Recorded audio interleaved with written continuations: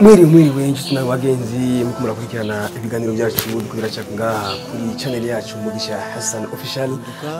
Uno musuri hejuru rero tukabazana ibiganiro gishasha kabisa muri umwaka mushasha w'2020. Iganiro kizoba kicagaha kizoba cyitwa Hinduka rero ni ikiganiro kizoba kiraca ngaha kuri channel yacu kizoba gifise intumbero yo gutanga impanuro zitandukanye kuko twasanze burya ubuzima burya nta muntu atabura ibibazo mu buzima, nta muntu atabura ingorane.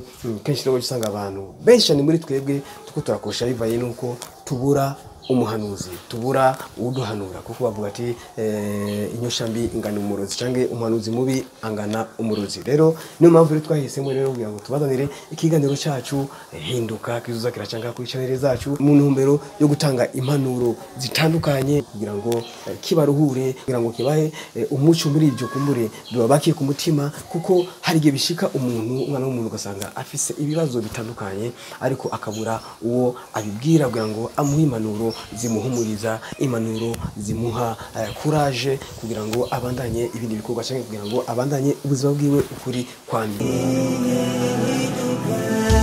Rero umwaka muheze muri Hinduka twabazanira udukino dutandukanye, dufise amasomo atandukanye, dufise ibyigwa bitandukanye, hambere twaje dusozera tubahana impanuro nkeya. Ariko muri umwaka 2020 tuzoba rero tubazanira impanuro gusa. Hama wowe kurandaba rero wowe ukadukurikirana ntubure rero kuza utanga ibyumviro byawe, comment yawe kugira ngo turonke umuco na twebwe ngo tumenye ibyo turi bubazanire bizoba biriko birabafasha kuko burya mu buzima bw'umuntu ntiyabura ibi ijambo biriya. No mpamvu rero twahisemo iki kiganiro cyacu aba ari ikiganiro cyo gutanga impanuro, aba ari ikiganiro cyo kuyaga na mwebwe banywanyi bacu muko baradukurikirana umunsi ku munsi. Rero ntuze witinye na mbembe ufite telefone yawe cyangwa laptop yawe cyangwa televiziyo yawe, ntuze witinye rero kwandikira icyumviro cyawe cyangwa kutubaza ibibazo bitandukanye kubyerekeye ubuzima busanzwe kugira ngo dutange impanuro ivanye n'ibyo kumbure mu zonwa twagije. Rero tusandire rero mube nanje umwanya tuza gutangura ikiganiro cyacu tumenye icyo tuzaganira Rero nkuko nabivuze muri Hinduka cyo turatanga impanuro zitandukanye, impanuro zigira akamaro, impanuro zihumuriza, impanuro zitanga umuco kuko burya ubuzima bwo kwisi turiko ubuzima bugufi ariko ufise ibibazo bitandukanye, ufise ibigeragezo bitandukanye, ufise ingorane zitandukanye kuko burya twasanze nta kintu gihambaye cyane nko kubana n'abana b'abantu, nta kintu gihambaye cyane nko kubana n'abana b'abantu kuko abana b'abantu turagoye. Kandi rero uyu munsi turaza guhera ku imwe mu ngwara ibice bigacika, imwe mu ngwara izana ibibazo byinshi cyane kuri iyi si ya Nyagasani. Imwe mu ngwara rero ituma abavukanye batumvikana, yaba bari mu migwi itandukanye, induru z'amako, yaba mu migambo, yaba mu mashirahamwe, yaba mu makoperative, yaba bashaka no mu madini atandukanye. Iyo ngwara iriyo, iyo ngwara ituma abantu batumvikana. Iyo ngwara niyo twihweje, niyo ngwara ituma isi iguma inyiganga, isi itagira amahoro. Rero iyo ngwara ni ingwara nyabaki. Urashaka kwibaza kumbure mbe yoba umugera, mbe yoba ari Ebola, mbe yoba ari iyo ngwara yaduse mu Bushinwa hibambewe. Iyo ngwara rero kubganje ni ingwara isumba izo ngwara zose. Ni ingwara isumba diabete, ni ingwara isumba umugera, ni ingwara isumba Ebola, ni ingwara isumba malaria, ni ingwara isumba umugera wa sida, ni ingwara isumba izo ngwara zose muzi kuko ni ingwara iri mu mutima w'umwana w'umuntu. Rero iyo ngwara rero ni ingwara nyabaki. Turaza kumenya iyo ngwara yagiye. Yes, nkuko nabivuze rero kwisi yose ntaho itari, mu miryango yose ntaho itari, mu madini yose ntaho itari, mu migambo yose ntaho itari. Ni ingwara rero yasasiwe indava ku bana b'abantu, kandi ni ingwara yatangiye kuva kera na rindi. Ni ingwara yatangiriye kwa Kaini na Abeli.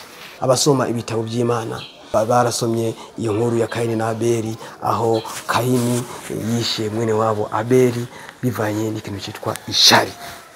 Iyo ngwara rero ni ingwara y'ishari. Ndazi ko benshi ko barimbira ati iyo ngwara Mugisha gira tubwire ni ingwara nyabaki. Ni ingwara yitwa ishari. Ingwara y'ishari rero ni ingwara ituma isi itagira amahoro, ni ingwara ituma ingo nyinshi cyane zibura amahoro, ni ingwara ituma imiryango myinshi cyane itagira amahoro, ni ingwara ituma burya ni umwasi wa mbere w'iterambere. Ingwara y'ishari. Ingwara y'ishari hanini ubuyigwaye usanga ari muri babandi bagwanya iterambere, ari muri babandi naho ukora ikiza kiba kimeze gute, ariko kubera ko yamaze kugwara ingwara y'ishari, usanga rero ico kiza atakibona, we aguma abona ikibi gusa. Iyo ngwara y'ishari ni ingwara ituma washaka n'imiryango myinshi kuri ubu, imyago myinshi itagize gute, itagira umutekano, itagira ubumwe cyangwa urukundo, kuko ingwara y'ishari imaze gushika mu bantu, ubumwe nibo baho, urukundo rubaho. Ingwara y'ishari niyo ituma washaka mbere n'ubwicanyi buba kuri iyi si bwinshi cyane, kuko iyo umuntu agira ishari wundi igikurikira hari aho usanga baca baja kubarozi, kuroga mugenzi wawe, kuroga mwene wanyu, kuroga kumbure mukorana mugenzi wawe, kubera ishari riri muri wowe umutima wawe, kubera iryo shari riri muri wowe umutima wawe. Niyo mpamvu washaka naje mpagaze ngaha ryibishika ukanyumvira ishari ati kubera iki ari we karavuga, kubera iki ari we atangira ikiganiro.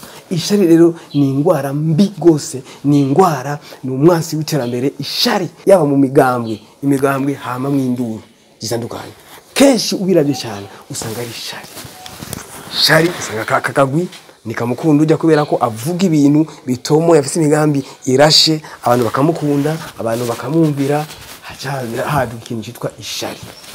Ishari rero maze kwaduka, umugambwe uca wica imice ibiri. Ishari rero maze kuja mu bana abantu, usanga mbere n'ingo nyinshi zitagira amahoro kubera ishari. Rero bene data ukumara nkurikira, ndabasaba rero yuko twokwirinde ikintu cyitwa ishari, kuko ishari irashobora gutuma wewe ivy'Imana yagutegekanyije utabironka kubera ko wagiriye ishari mugenzi wawe.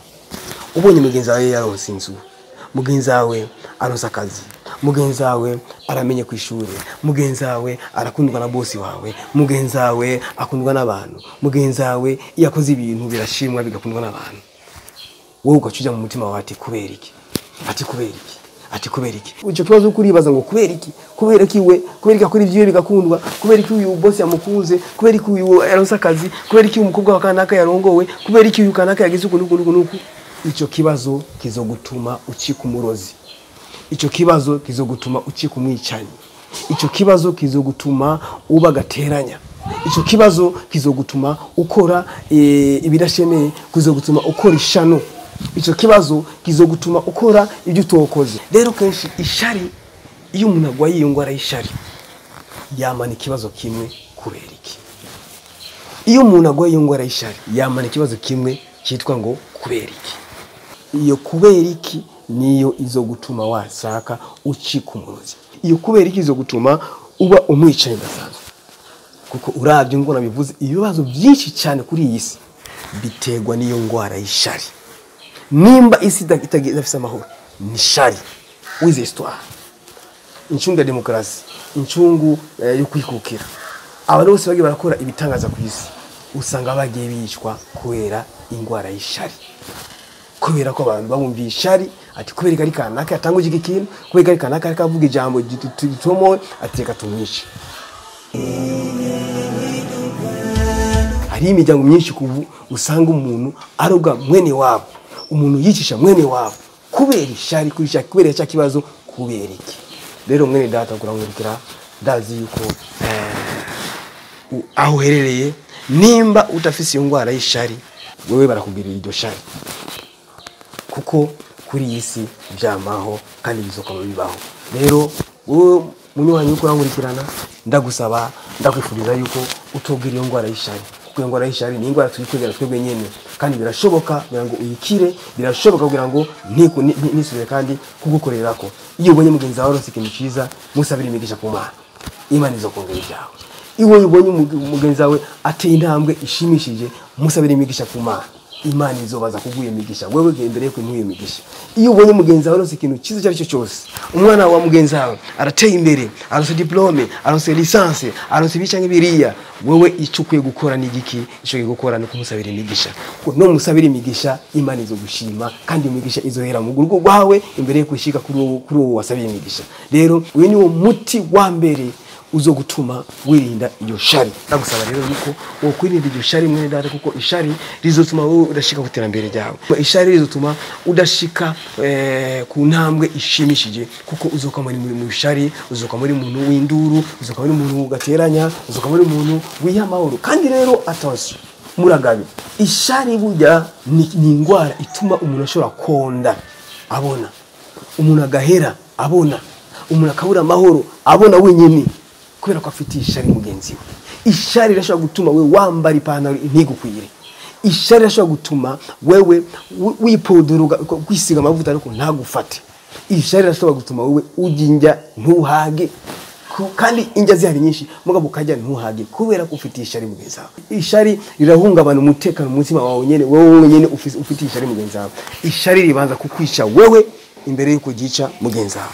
Rero twirinde rero n'ishari bene data, twirinde n'ishari, kuko ishari ni ikintu gihambaye cyane, ni ingwara ihambaye cyane, kandi ishari ni ingwara ishize ku rwego rwo hejuru ku isi yose, yaba muri Afrika ho n'ibindi bintu. Kuko muri Afrika iyo tugwaye ingwara y'ishari iki gikurikira cyo dukora gute, cyaturogana cyo kwa rumenyi, ati muriramo kanaka, ati mugire umwana wakanaka bo musazi, ati mugire kanaka ibyo azokora byose ntize bishimwe, ati giro kanaka ibyo azokora byose ntizo birashe, ni abantu ntibazi bavyumve kubera ishari. Wewe nimbo wagiye ku mfumu utwariza na bya mugenzi wawe kubera ishari, teshute hinduka bakuri uwo mfumu, taha muhira, saba Imana ati Mana uyu muntu amubwira ishari, Mana mbabarira, kandi ndagusaba yuko uyu muntu n'ukuri nawo muhaye ibyiza, ati ntungerere ibyiza, ati muhimigisha, uzobona mwe data misiri imbere Imana izokora ibyiza cyane. Kuko Imana ikunda yuko dushima ibyo iba yaduhaye, dushima ibyo iba yahaye n'abandi, kwani icyo nicyo cyubahiro ku Mana yacu data twese ari mu ijuru. Nitwibagira yuko ubuzima bwo kuri iyi si si twe tubupanga. Ubuzima bwo kuri iyi si, yaba amagara, yaba itunga, yaba iterambere, burya natwe abana n'abantu twira yuko tumwe turi barumenye, turi bihangana, ariko nta muntu aronka itunga kubera ubwenge bwiwe, nta muntu atunganirwa ubuzima bwe kubera ubwenge bwiwe, ni kubera ko Imana iba yabishatse. Kuko yaba umuntu yatunganirwa cyangwa yagira itunga kubera ubwenge bwiwe, nta muntu yubaye umukene, nta muntu yuronse ibibazo, kuko abantu bose barafite ubwenge, kandi abantu bose bakeneye yuko bagera gute batunganirwa mu buzima bwabo. Ariko bivanye nuko dufise ako kagwara gacakaza muri twebwe ishari. Ati kubera iki? Kuko ugize ishari ry'umuntu rya mugenzi wawe, ni nuko uba ugeze gute, uba ukwicuhira ku Mana yawe, ni uko ushaka gukosora Imana yawe. Ati Mana ati kikano wakize sico, kuki wahaye kanaka, ati kuki wahaye kanaka, iyo umajewe cyangwa iyo wakana. Aho rero Imana muca muhigura, Imana muca muhigura, kandi ntambara y'Imana burya we nishobora kwishobora. Tubwire n'abandi ati nyabuna tureke ishari. Bwira mugenzi wawe ati nyabuna reka ishari. Bwira mwene wanyu ati nyabuna tureke ishari. Bwira nimba ari papa wawe, nimba ari mama wawe, nimba ari murumuna wawe, nimba ari mugenzi wawe ati nyabuna tureke ishari, kuko ishari ni umwasi w'iterambere. Rero bene data duhinduke, duhindure n'abandi, duhandurane, duhane umuco kugira ngo twitunganye hakiri kare, kuko akari imbere karahinda. Nimba udashaka kwitegura uno munsi, ntawe uzi yuko ejo uzohashika. Itegure rero mwene data, hinduka mwene data, hindura n'abagenzi bawe, babwire bati yamara tureke ishari kugira ngo dutunganirwe n'Imana iduhezagire. Ndabanda yifuriza rero kururanirwa mwese mwakurikiranye ikiganiro cyacu. Ndabasaba rero yuko mwakora akantu kitwa share, kunga murungikira n'abandi kugira ngo baronke impanuro, tugire utanga impanuro umunsi ku munsi, turonke impanuro kugira ngo tugire ubuzima bwiza kuri iyi si n'ejo mu ijuru. Rero kuri microphone yari jewe Magana Amazirasani Batazira Mugisha, yakunda bategurira aka kaganiro. Inyuma behind the camera ndi kumwe na Isa Pro, ari we akarabitunganya. Rero duhure rero ikindi gihe kugira ngo tubandanye n'ibindi biganiro. Murakoze cyane, bye bye.